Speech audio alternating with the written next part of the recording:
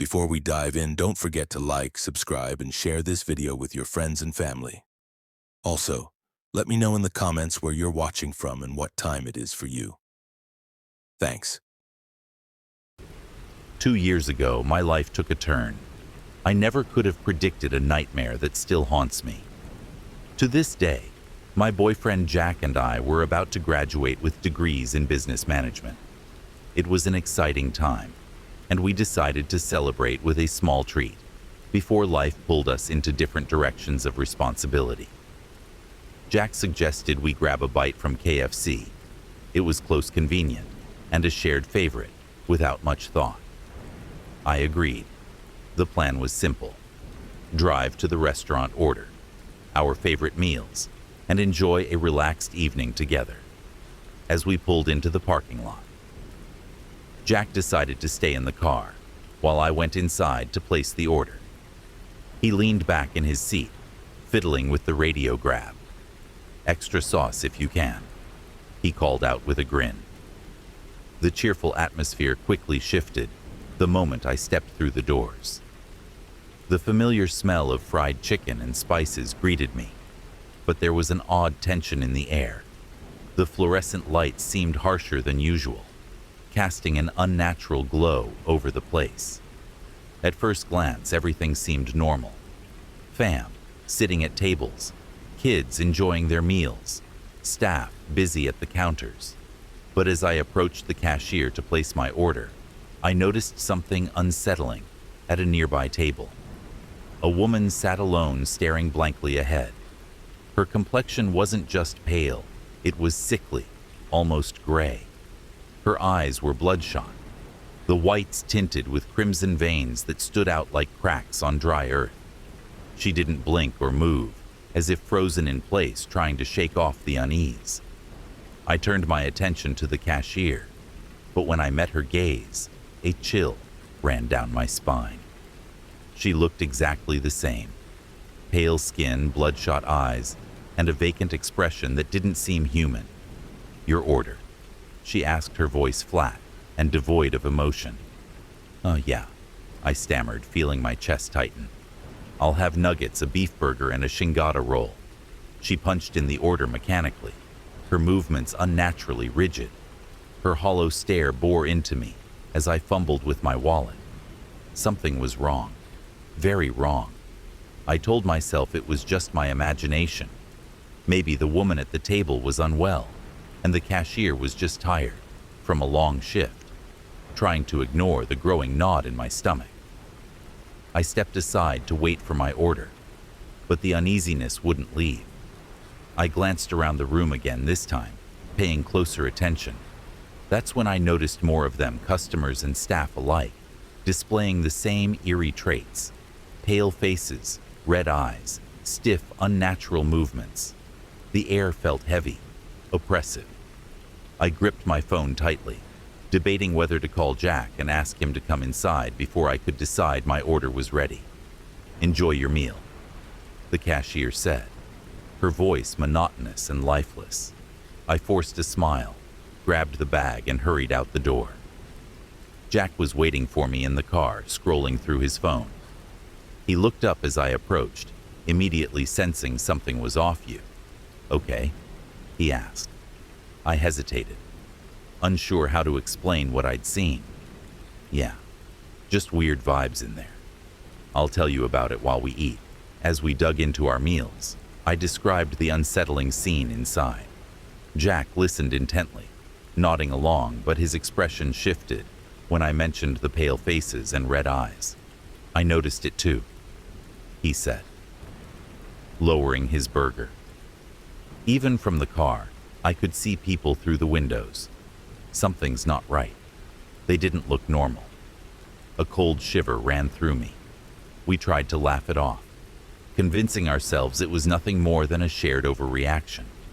Maybe it was just the lighting or a coincidence. But that night, everything changed.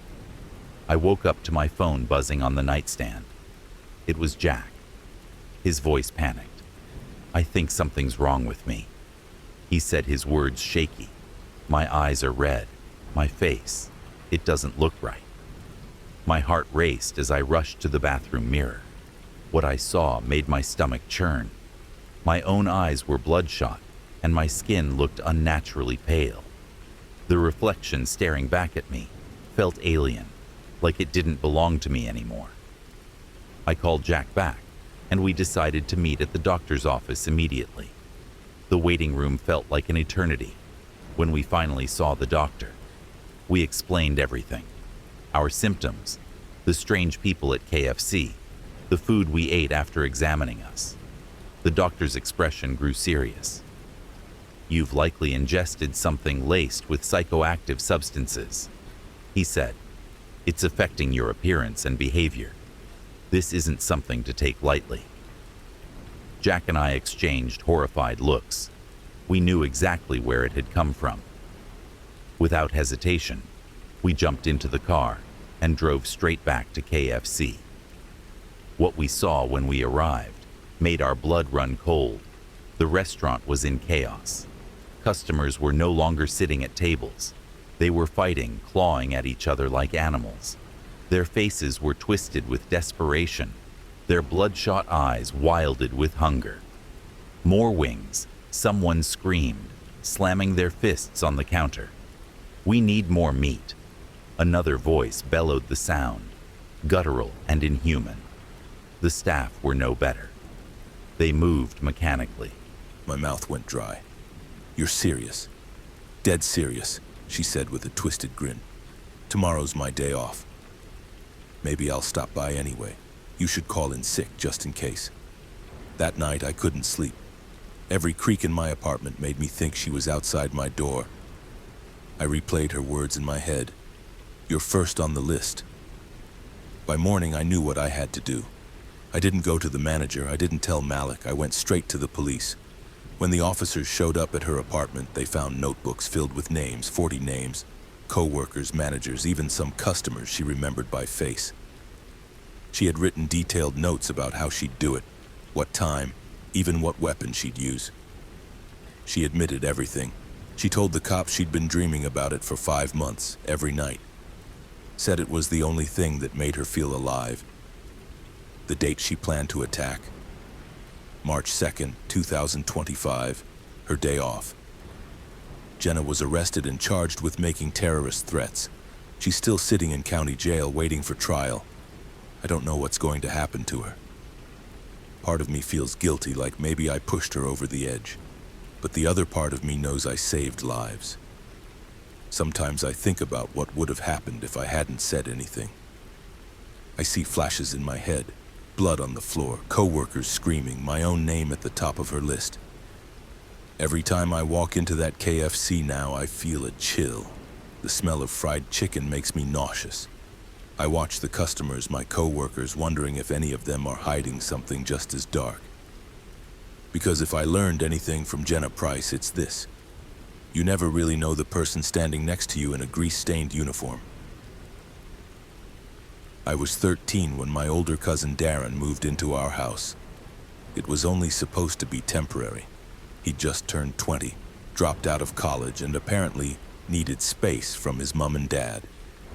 That was the official reason. But even at 13, I could tell there was more to it. He barely spoke to anyone, kept weird hours, and there was this sadness about him, like something had cracked in his chest and hadn't quite healed right. Darren slept in the attic room. My parents had just finished converting it a few months before he came. It used to be full of junk, old photo albums, broken lamps, plastic crates full of forgotten clothes. But by the time he moved in, it was almost nice. Still smelled a bit like dust and wood stain, though. I was obsessed with him. Not in a weird way. I just thought he was the coolest person I'd ever met. He had long black hair that flopped over one eye, and he used words like nihilism and dissonance. He let me listen to his music sometimes. Heavy stuff with low, growling vocals and drums that rattled in your chest like bones in a bag. And when my parents weren't around, he'd tell me things. Not stories exactly, but strange, broken pieces of things he'd seen or heard. He once told me KFC was cursed. Not all of them, just one in particular. The one on Greystone Avenue, 3 towns over. I laughed when he said it. Thought it was a joke. He didn't laugh back. "No, I'm serious, Ellis," he said. "Don't eat there. Don't even go inside." "Not that one, why not?" He rubbed the corner of his mouth and looked past me, eyes unfocused, like he was remembering something that hurt to hold. "There's something wrong with it," he said quietly. "Something behind the kitchen. Something that listens. I probably would have forgotten about it. Chalked it up to Darren being weird again. If not for the fact that he started sleeping with his lights on after that. And locking the attic door from the inside. It got worse in the weeks that followed. Sometimes I'd wake up to him pacing the floor directly above my room, or whispering to himself in the dark. I'd press my ear to the wall and hear strange, wet, choking noises coming through the vents, like he was crying or gagging. Then one day he was gone, just like that. His mom and dad came in the middle of the night, packed up all his stuff in garbage bags, and didn't say a word about where they were taking him. The next morning, the attic was empty except for a half-burned notebook in the corner of the room. It smelled like grease and something else, something rotten. I never saw Darren again. For years I thought maybe he'd had some kind of breakdown, that he'd gotten into drugs, or maybe something even worse. His parents didn't talk about him, mine either. Eventually I learned not to ask, but I never forgot what he told me. "Don't go to the KFC on Greystone Avenue." I held on to that little warning like it was an inheritance. Not that it was hard. We didn't live anywhere near there. I never had any reason to go until last summer. I was 23, working a soul-crushing job at a storage facility, scraping enough together to make rent with my girlfriend Lana. On the weekends, we'd drive around aimlessly, chasing the kind of nostalgia you only feel when you're already tired of adulthood. We were about an hour out from town when I noticed the KFC. It wasn't supposed to be on the route we were taking, but there it was. Bright red awning, peeling Colonel Sanders sign, flickering neon open light. Greystone Avenue. I swear I felt my stomach tighten just reading the road sign. Lana asked if I wanted to stop. I don't even remember answering. One second she was turning into the lot, and the next we were pulling up next to the drive-through speaker. There was a weird quiet in the lot, no cars except ours. The speaker was buzzing, that low, static hum you only notice when you're trying to listen past it. Lana kept trying to order. "Hello? Two-piece meal and a... Hello?" No reply. She cursed under her breath and pulled into a parking space. "I'll just go in. Probably a speaker issue. I'll wait out here," I muttered. She raised an eyebrow. "You okay?" I nodded too fast. She shrugged and disappeared inside, and I was alone. There was something wrong about that place. Not just the empty parking lot or the busted sign, but the air. The way the light looked. The way the sun seemed duller near the windows. And the smell, not fried chicken, but something too thick and sour, like rancid meat baked in heat. 10 minutes passed, then 20, then 30. My heart rate picked up. I checked my phone. No messages, no signal either. My stomach churned. I got out of the car and walked into the KFC. At first it looked normal. Faded booths, greasy tile floors, self-serve soda machines half filled with melting ice. But it was quiet, like someone had taken a thick comforter and draped it over the world. The air felt dense, like breathing underwater. "Lana?" I called. No answer. I walked further in. Still no one. Not a single soul behind the counter. No sounds from the kitchen. The fryers were off. Everything looked used, like someone had been there recently. But the place had been frozen mid-step. Then I noticed something. The floor behind the counter, thick with greasy footprints, but only one set, leading in a slow, looping path from the kitchen freezer to the back hallway. My chest tightened. That's when I remembered what Darren said. There's something behind the kitchen, something that listens. I shouldn't have followed those prints, I know that now. But I did. I walked slowly through the kitchen, past trays of half-prepped chicken, congealed batter stuck to the walls, past the open freezer door humming with a low mechanical thrum, and into the back hallway. There was a single light hanging from the ceiling, and a door at the very end.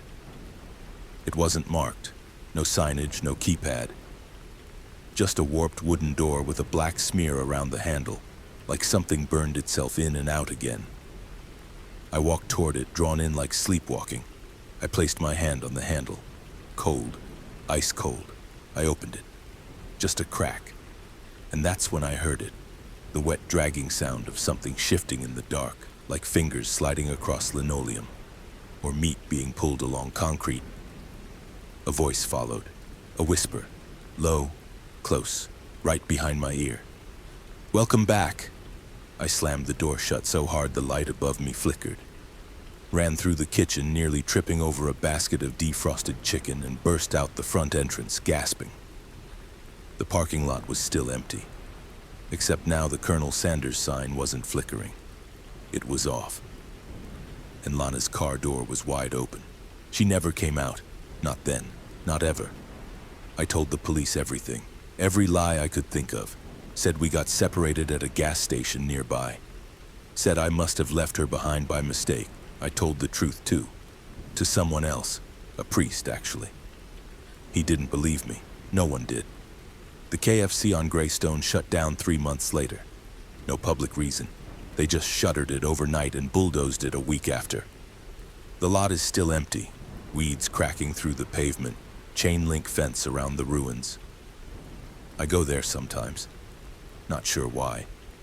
Maybe part of me is still waiting for her to walk back out. Or maybe I'm waiting for the door to open again. The one with the black smear around the handle. The one I never should have touched. And every time I close my eyes, I swear I hear it. That dragging sound. That voice. "Welcome back." You ever wonder why I don't eat fast food, sweetheart? That's what my grandmother asked me one night when I was 12. We were sitting at the kitchen table. Rain tapped gently against the windows, and the scent of her lavender tea filled the room. She wore her usual thick cardigan and sat with her hands folded, her long fingers curled over one another like thin twigs. Her blue eyes, watery but sharp, were fixed on mine. I shook my head. No, not really. She tilted her head a little, considering me, then gave a sad little smile. I figured as much. You're young. You're not supposed to think about things like that yet, but maybe it's time I told you. Told me what? She stared at her tea for a moment, then looked back up. About the chicken shop. About the one time I ate at a KFC, and why I never went back. I let out a small laugh, thinking she was teasing. She didn't smile back, and that's when I knew. It wasn't a joke. She leaned in a little closer, the lamplight casting deep shadows in the creases of her face. "This was before you were born," she said softly. "Way before your father was born, too. I must have been about 16, maybe 17. I was working part-time after school at a bakery down in Millbrook. Long days, terrible pay, but I loved the smell of fresh bread, so I didn't complain. I listened, chin resting on my hands like I always did when she told me stories from when she was young. It was a Friday afternoon, one of those heavy summer days when the heat sticks to your skin like wet cloth. We'd just closed up early and I didn't feel like going straight home. So I wandered a bit, took the long way around the park. That's when I saw it. She paused. "What?" I asked, already leaning forward. "The KFC," she whispered. Back then it was a brand new location, one of the first in the county. Shiny red sign, spotless windows, that big white colonel grinning at you from the wall. People were obsessed. It was the place to be. Her face darkened slightly. I wasn't planning to go in, but I'd skipped lunch and the smell of grease and salt practically dragged me in by the nose. God, it smelled good. She swallowed like the memory had an actual taste. There weren't many people inside. Just one woman behind the counter, chewing gum and reading a magazine. I ordered something small, popcorn chicken and a Coke, I think. Sat at the booth by the far wall. Grandma glanced at the window. There was a mirror on the wall. One of those big decorative ones, the kind that makes the place look larger.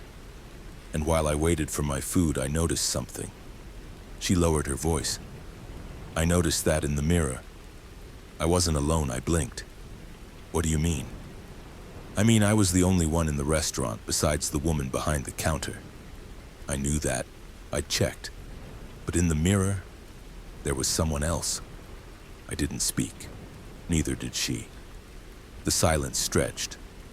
Just behind me, she continued, her voice low and measured, a tall man stood near the napkin dispenser, wearing a long black coat despite the heat. His face was unclear, like the mirror couldn't focus on him. He looked smudged, like a thumbprint on a lens. I stared at her. What did you do? I turned around, of course, she said almost sharply. What else do you do when you see someone in a mirror who isn't supposed to be there? She leaned back in her chair slightly. But when I turned around, there was no one. My stomach did a slow flip. No man in a coat. No one standing behind me. Just empty booths, ketchup bottles, and the hum of the soda machine. I turned back to the mirror. He was still there. And closer this time. Almost directly behind me, she paused again. Her hands, which had been steady on the table, now fidgeted with the edge of her sleeve. I got up fast, nearly knocked over the tray the woman brought out. I remember the popcorn chicken scattered across the floor, and the Coke tipped over. But all I could do was stare at that mirror I swallowed. What happened next? He moved, she whispered. I shivered. In the mirror, I saw him lift his hand, slowly, deliberately. His fingers were too long.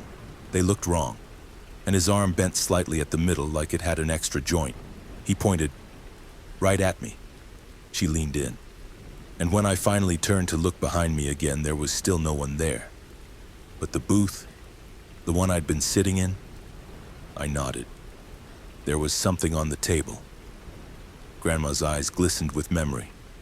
She took a long breath before saying, it was a single raw chicken bone. Just one. But it wasn't from the tray. It wasn't fried, wasn't cooked at all, just wet and pale and streaked with blood.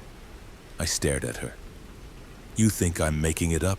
She said, her mouth curling into a half smile. They always do. I don't, I said quickly. What did you do? I ran. Out the front door across the street, didn't stop until I got to the corner store near the post office. I must have looked wild. The man behind the till asked me if I'd been mugged. I just shook my head and said no. She looked down at her tea again. I didn't go back. Not that night. Not ever. That KFC shut down 6 months later after the second incident. No one ever talked about it openly. But we all heard things. Kids disappearing, someone finding another bone in their mashed potatoes. A manager going mad and locking himself in the walk-in freezer overnight. I opened my mouth. Closed it again. I didn't know what to say. You want to know the strangest part?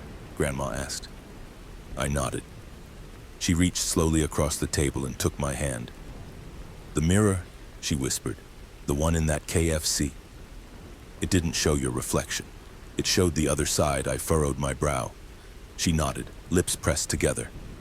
I think that's what it really was. A doorway. Or maybe a warning. I don't know. All I do know is that something looked through it. Something watched. And it didn't like being seen.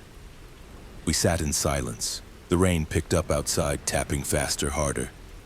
Thunder rolled in the distance. Grandma looked back at me, her fingers tightening gently on mine. I never told anyone that story until now. Not your father. Not your mother. Not the priest who used to come around. Why me? I asked quietly. Her face softened. She smiled in that way grandmothers do, like they're proud and afraid for you all at once. Because I saw you looking in the mirror last night down the hall. You stayed there too long. You didn't blink. My mouth went dry. I felt suddenly cold. I wanted to tell you before it starts, she whispered. Before you see him. You'll know it's him when the glass doesn't show your face anymore. When the lights flicker, when the reflection blinks. But you don't. I pulled my hand back slowly. Whatever you do, she said, voice low and trembling, never look too long. Don't stare. And if he ever leaves the mirror, if he steps out, you run. You run and don't look back. And no matter how hungry you are, sweetheart, don't ever eat at a place that's empty. Not even for a minute I wanted to believe she was joking. But later that night I walked past the hallway mirror, and for a split second I wasn't in it. Just a booth, and something tall, standing behind it. I still remember the first time I walked into that KFC on the corner of Patel Road. It wasn't like the others. The place had a strange heaviness about it. Something you couldn't quite put into words, but you could feel pressing down on you the moment you stepped inside. Back then, I was just a 19-year-old college kid named Raghav Sinha, juggling classes and a part-time delivery job. My friends always joked that I was obsessed with fried chicken, but the truth was simpler.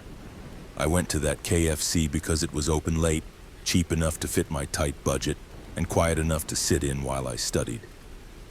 The branch itself was odd. It wasn't like the bright, lively outlets you'd find in Connaught Place or Noida. No, this one sat in a half-forgotten part of town. The road outside was always wet, even in summer, as if water constantly seeped from somewhere underground. Streetlights around it flickered in sickly yellow, and the signboard, once bright red with the colonel's smiling face, was faded and cracked, the paint peeling like old skin. The first time I entered, the air hit me immediately, a mix of frying oil, dampness, and something faintly metallic like rust or blood. I told myself it was just the grease trapped in old ventilation ducts. But deep down, I knew something about that smell wasn't right. That evening, I sat in my usual spot near the back, textbooks open, earbuds in, pretending to study while I slowly picked apart a two-piece meal. That's when Maya, one of the staff members, approached me. She looked no older than 25, thin, her eyes carrying shadows that made her seem far older. "You come here a lot," she said, her voice quiet, careful. I pulled out my earbuds and smiled. "Yeah, it's open late and I like the chicken." She stared at me for a moment too long, then forced a smile. "You should be careful, Raghav." That startled me. Careful? Why? Because not everything that looks like food here is meant to be eaten. Her voice trembled slightly. Then she walked away before I could respond. I remember staring at my half-finished drumstick, suddenly aware of its greasy shine, its unnaturally red seasoning. I pushed it away. The story of that KFC isn't something I pieced together overnight. It came in fragments. Hushed conversations, half-whispered warnings, strange incidents I experienced myself. But looking back, the roots of it went far deeper than I first realized. My father had once worked nearby years ago when I was a kid. I asked him casually about the place one night while we sat on the balcony sipping tea. "That KFC?" His expression changed immediately. "Stay away from there, Raghav. That land was never meant to hold a restaurant." "What do you mean?" I pressed. He looked out into the night, his jaw tightening. "Long ago, before the mall came up, before the flyover, there used to be a slaughterhouse on that ground. Not the legal kind. This was something else.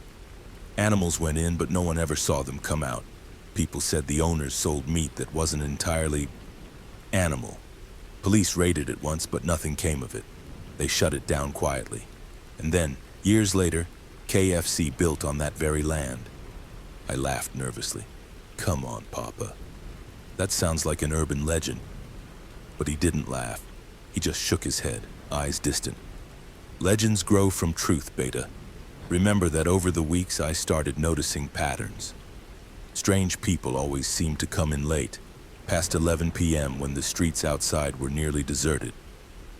They didn't order from the counter like normal customers. Instead, they would walk straight to the back, past a door marked staff only. I asked the cashier about it once, a chubby young guy named Imran.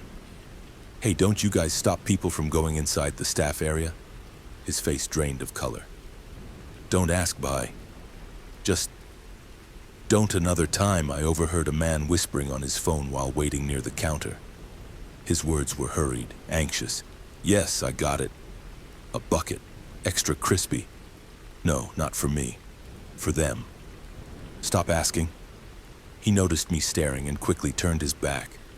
One stormy night, curiosity got the better of me. The rain was hammering outside, buses had stopped running, and I had nowhere urgent to be. I sat in my corner booth watching the handful of people inside.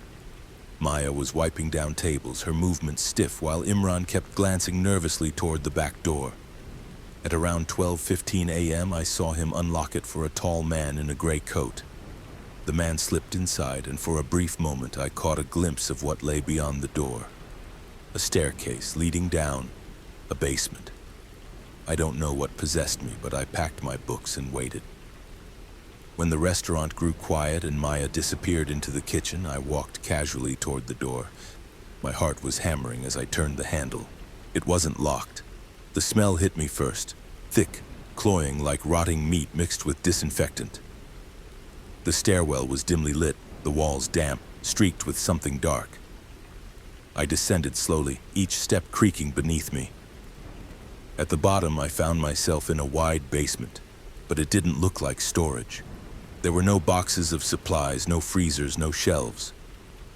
Instead, there were rows of buckets, not KFC branded ones. Old metal buckets, dented and stained. Each one was filled with something thick and dark. Blood. I staggered back, nearly retching, and then I heard it, scratching. A long, slow scrape against concrete. My eyes darted to the far corner. That's when I saw it. A figure. It was crouched low, its limbs too long, bent at wrong angles. Its skin, or what looked like skin, was stretched thin, glistening as if coated in oil. Its head snapped up, and though its face was shrouded in shadow, I could see its mouth. Wide, grinning. Too many teeth. I froze. The thing moved. Fast, too fast. In a blink, it was at the edge of the light, its fingers long and sharp dragged across the floor, leaving trails, and then... Raghav! It was Maya's voice, sharp and terrified. She yanked me back up the stairs with surprising strength, slammed the door shut and locked it. My chest heaved. What the hell is that thing? She shook her head violently. Don't ever go down there again. Please. For your sake, days passed. I tried to stay away, but something about that place gnawed at me. Questions swirled in my mind, refusing to let go. Finally, one evening, I cornered Maya outside during her break. You know what's going on down there, I said firmly. Tell me. Her eyes filled with tears. You don't understand. If I talk, they'll know. They always know who. She lowered her voice to a whisper. The owners. That basement. It doesn't belong to KFC, it belongs to what was here before. The slaughterhouse. They never left. They just... changed. I stared, speechless. They feed it, she continued, voice trembling. Buckets of blood. Buckets of meat. Sometimes, not animal meat. My stomach turned. And the people who go in... Don't ask, she hissed, cutting me off. Just promise me you'll stop coming here. But by then it was too late. I was in too deep. It was the last time I ever went there. A Thursday night, close to midnight. The rain was falling harder than I'd ever seen, streets turning into rivers. The restaurant was nearly empty. Imran wasn't at the counter. Maya was nowhere to be seen. Only a few silent customers sat scattered about, their faces pale, their eyes strangely blank. I should have left. But I didn't. I watched as the back door creaked open. A group of men carried something heavy inside, wrapped in a blood-soaked sheet. My heart lurched when I saw a hand fall limply from beneath the cloth. Human. That was enough. I bolted, but before I could reach the door, the lights went out. Total darkness except for a faint red glow seeping from the basement door. The air filled with scratching, wet slaps, and a low growl that made my bones vibrate, then a voice, deep, guttural, not human. Hungry, the scream started. I don't remember how I got out. I just remember running through the rain, not daring to look back until I collapsed outside my hostel. It's been 5 years since that night. The Patel Road KFC shut down a month later, officially due to health violations. The building still stands boarded up, but no one goes near it. People say strange noises echo from inside on rainy nights. I never saw Maya or Imran again. I don't know what happened to them, but sometimes when I pass another KFC, the smell hits me, that faint metallic tang beneath the frying oil. And I remember the buckets, the scratching, the voice, and I know some appetites are never satisfied. I always thought working late nights at KFC would just be another dull job to get me through rent and groceries. Nothing more, nothing less. It wasn't glamorous, it wasn't fun, but it paid a little better than stocking shelves at the dollar store. Plus, free leftover chicken at the end of the shift was enough to keep me coming back. I had been at the KFC in Ashford, Ohio for almost 8 months. It was the kind of town where everything shut down by 9 o'clock except for the gas station, the 24-hour Walmart, and our KFC drive-thru that stayed open until midnight on weekends. The place was managed by a middle-aged guy named Rick Lawson who had worked in fast food for over 2 decades. He had this tired, sarcastic sense of humor, like someone who had seen it all and stopped caring. Then there was Marcy, the shift lead, a college dropout who chain-smoked menthols on her breaks and always wore too much eyeliner. And then there was me, Ethan Cole, 23, a community college dropout who thought he'd figure life out eventually. For now, I was stuck frying chicken and mopping greasy tiles at 1 a.m., but nothing about this job had prepared me for what happened one October night. Ashford wasn't really dangerous, it was just empty. Half the stores on Main Street had for lease signs plastered across cracked windows. The movie theater had been shut for years. There were only 3 bars in town, and 2 of them doubled as biker hangouts. Still, KFC had customers. Families grabbing buckets on Friday nights, truckers passing through on the interstate, and teenagers who thought loitering in the parking lot was the peak of rebellion. But on Thursdays, my usual late-night shift, it was dead quiet. By 10 o'clock, you could count the cars on one hand. That night had been slow. Rain had been falling all evening, not a hard storm, but a heavy drizzle that made everything outside look washed out and blurred under the streetlights. The kind of night where your skin prickled the second you stepped outside. I had just finished wiping down the tables in the lobby when the headset crackled. "Order at the drive-thru," Marcy said, her voice flat. I slid the headset on. "Welcome to KFC, what can I get for you tonight?" The reply came in a voice so low I almost thought the headset was broken. Greater than family bucket, original recipe, large sides, mashed potatoes, biscuits. The tone wasn't friendly, no please, no small talk, just words, precise and slow. I gave the total and waited, expecting the usual shuffle of a debit card. But after 10 seconds, the voice added something that made my skin crawl. "You'll bring it," I frowned. Sorry, sir, this is drive-through only after 10. Silence. Then the voice repeated, firmer this time. "Greater than you'll bring it. To Ashford Road, number 19. The line cut out.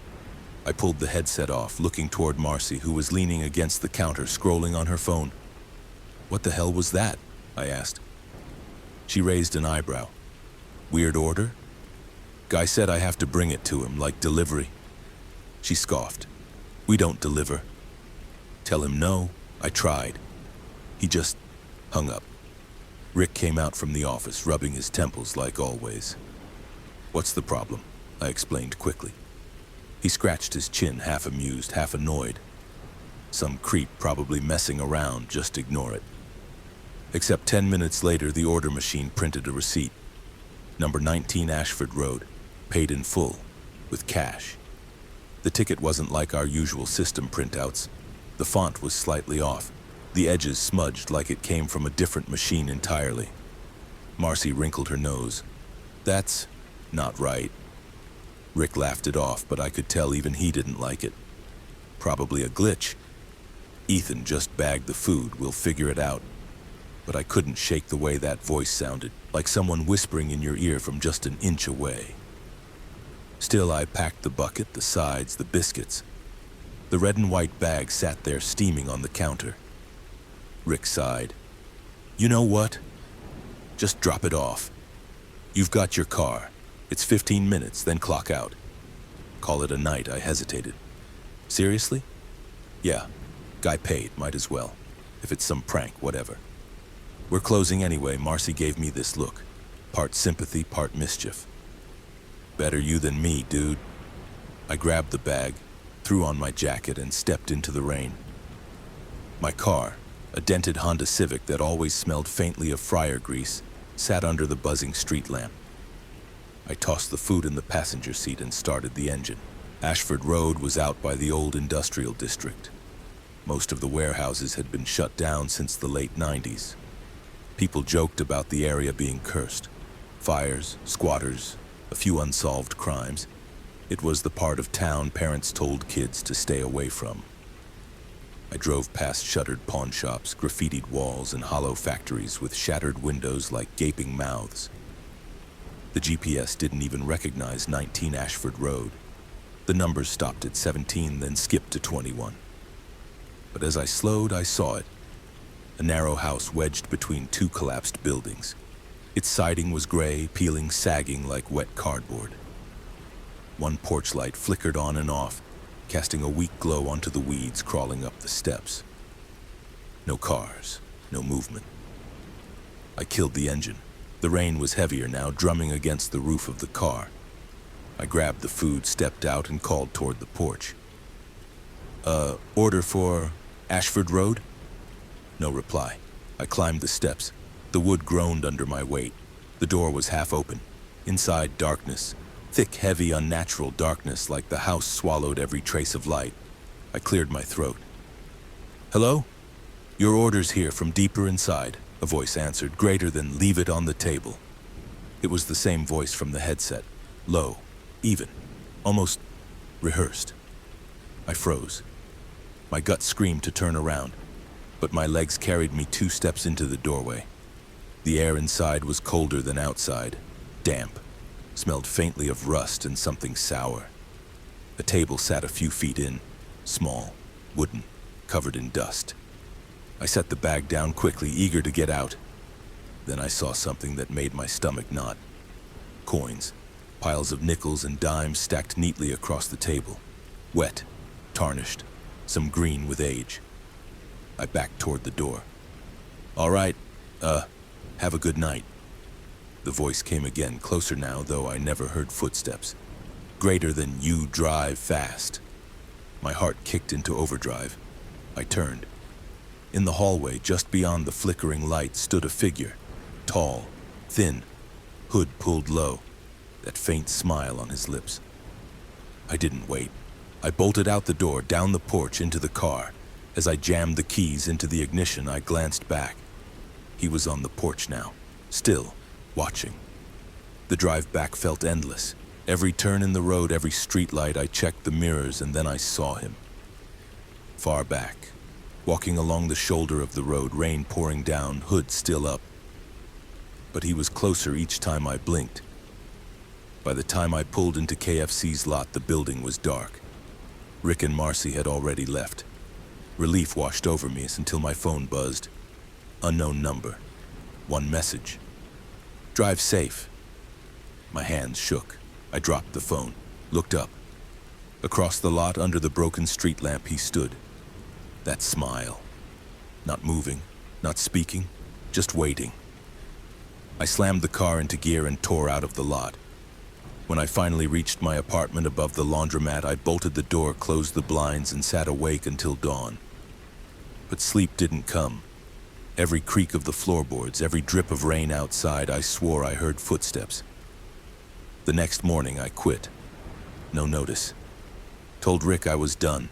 He didn't even argue. But even after tossing the uniform, unplugging my phone, and avoiding Ashford Road at all costs, I can't escape the thought of him. That voice, that smile, the way he said I drove too fast, like he knew something I didn't. And I keep wondering, what if I had stayed inside that house for just one more minute? What if I had looked behind me one last time? Would I still be here? Or would I still be sitting at that table, coins stacked neatly in front of me, waiting for someone else to deliver the next meal? Sometimes, late at night, when the rain hits the roof just right, I swear I hear it again. Greater than leave it on the table. And in my mind, I see him. Still standing on that porch under the broken light, holding a bucket of cold, greasy chicken and waiting. I never thought working at a KFC would change the way I looked at small towns at night. Most people imagine late shifts at fast food joints are boring. Grease, mop water, the smell of fried chicken clinging to your skin long after you've gone home. And they're not wrong. That's what it was every night for me, predictable, ordinary, safe. Until one night in October, the night I made a delivery I shouldn't have. And I've never been the same since. I was 24, stuck in Mill Haven, a little town off Route 6 in Ohio that most people only noticed if they needed gas or a bathroom break. My name's Daniel Mercer, but everyone just called me Danny. I dropped out of college after my second semester. My dad passed, my mom moved to Florida, and I stayed behind because I didn't know what else to do. Rent wasn't cheap, but the KFC job kept me afloat. Our store was small, a squat building with buzzing lights and a drive-through that always seemed half-broken. Robert, the night manager, was in his late 30s, balding, and had this dry way of joking that made you unsure if he was serious. Chloe, my co-worker, was 19, pale and sharp-tongued, always smoking in the alley on breaks and scrolling TikTok between orders. It wasn't glamorous, but it was steady, and on most nights it was dead quiet after 9. We'd stop taking orders at 9:30, close at 10, and I'd drive home through empty roads with nothing but my music for company. Except on October 28th, 3 nights before Halloween. That's when the phone rang. It was 9:43. I remember because Robert was already counting the till. Chloe was leaning against the counter, muttering about how bored she was. I was wiping down the soda station, thinking about how much I wanted to crawl into bed. Then the phone rang. Robert frowned. That's weird. Nobody calls this late. He picked it up. KFC Mill Haven, we're closing in 15. What can I do for you? The voice on the other end was a woman's, soft measured, almost hushed, like she didn't want anyone to overhear her. 1 family bucket. Original recipe, biscuits, mashed potatoes for my grandson, he's waiting. Robert looked at me, his eyebrows pinched together. Ma'am, we don't deliver. You'll have to. 702 Ashford Lane, she interrupted. Please be quick. He doesn't like to wait when she's watching. I froze. The way she said it, not desperate, not casual, just cold. Robert cleared his throat. Ma'am, again, we don't. The line went dead. He stared at the phone, then at me, then at Chloe. Well, he muttered, that was creepy as hell. But just as he set the phone down, the printer whirred. A receipt slid out. Order number 137, paid in full, cash. Address 702 Ashford Lane. Chloe frowned. That's not possible. The system's offline after 9:30. Robert held it up. Glitch. Gotta be, but the ticket felt wrong. The paper was damp, smudged, like it had come from somewhere else. He sighed. Danny, grab the bag, just drop it off. It's on your way home anyway. I shook my head. Ashford Lane's out by the industrial strip. Nobody lives there anymore, Chloe chimed in. Yeah, I thought that place got condemned. Robert waved me off. Paid order's a paid order, take it, then go home. Easy, I should have refused, but I didn't. I packed the bucket, the biscuits, the sides, slid it into the red and white bag, and I drove. It was raining by the time I hit Route 6. Not a downpour, just that steady mist that coats everything in slick silver. Ashford Lane was 6 miles out, past the warehouses, past the lumber yard, past the part of town everyone pretended didn't exist anymore.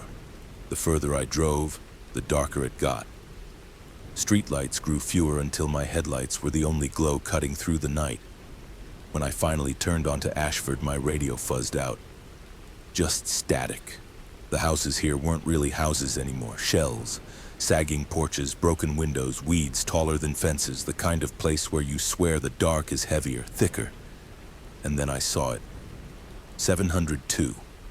A narrow two-story house at the end of the lane. Blue-gray paint peeling, porch light flickering like it couldn't decide whether to stay alive. No car, no sound. I parked at the curb, killed the engine. The bag sat steaming in the passenger seat. Just drop it and go, I whispered to myself. But when I stepped out, I realized the air was wrong. Still. Too still. Not even crickets. I climbed the porch steps, each one creaking under my weight. The door was already cracked open. "Hello?" I called, my voice thinner than I wanted. A child's voice answered from the dark. "Pizza?"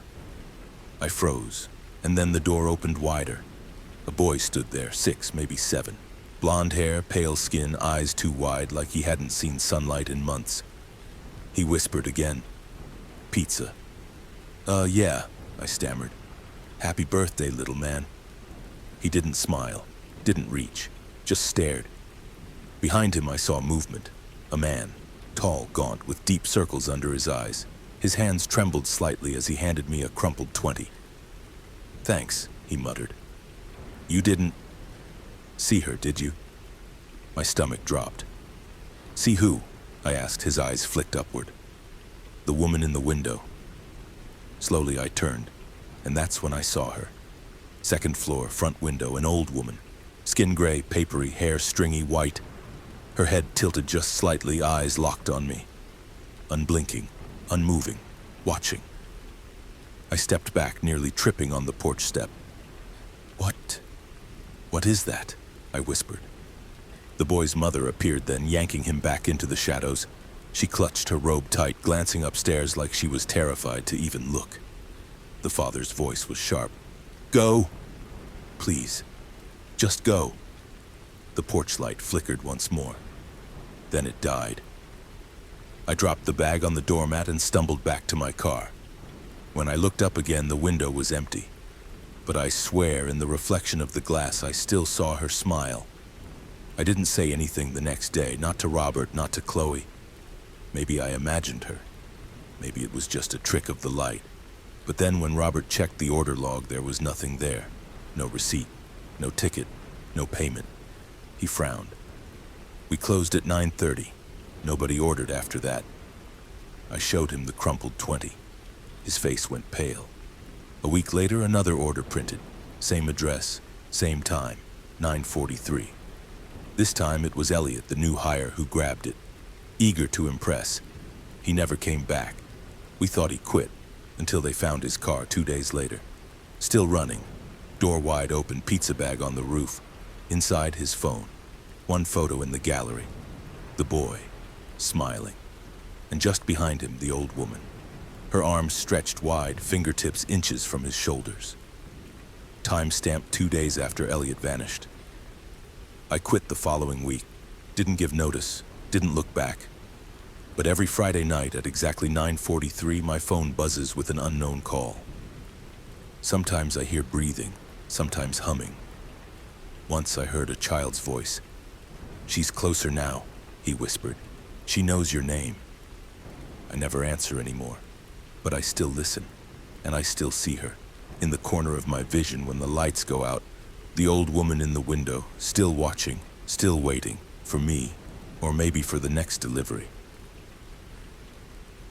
I never thought a part-time job at KFC would leave scars deeper than anything I'd ever known.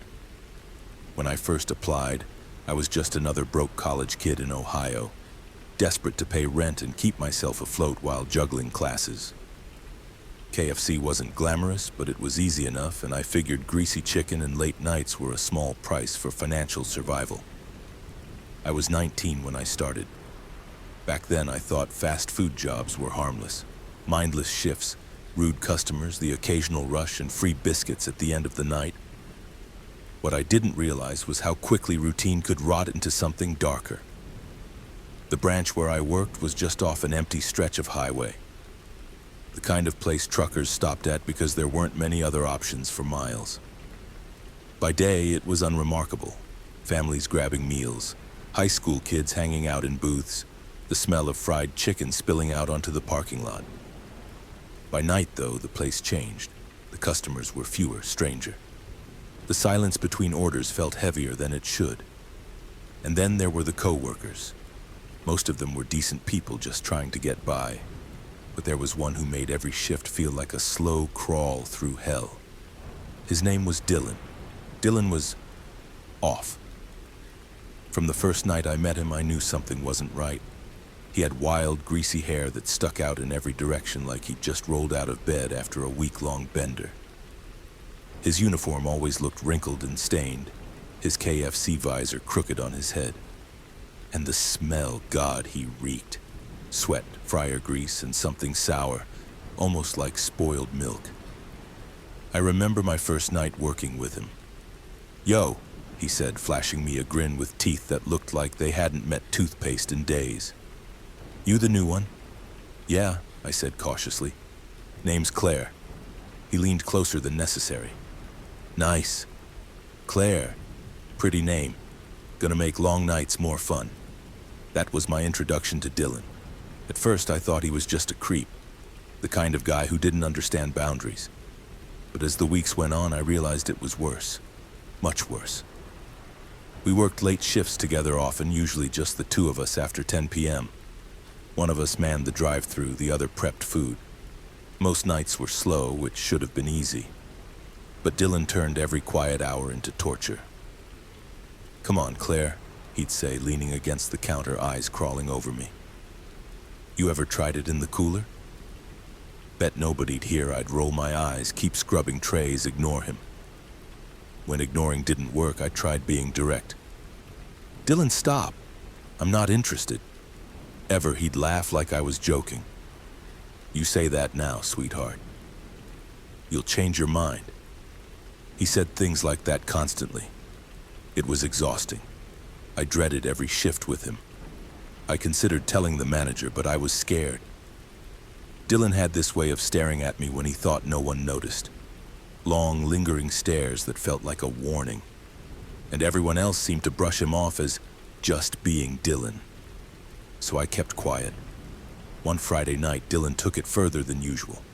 We'd had a small rush around 11, mostly drunk college kids stumbling through the drive-thru.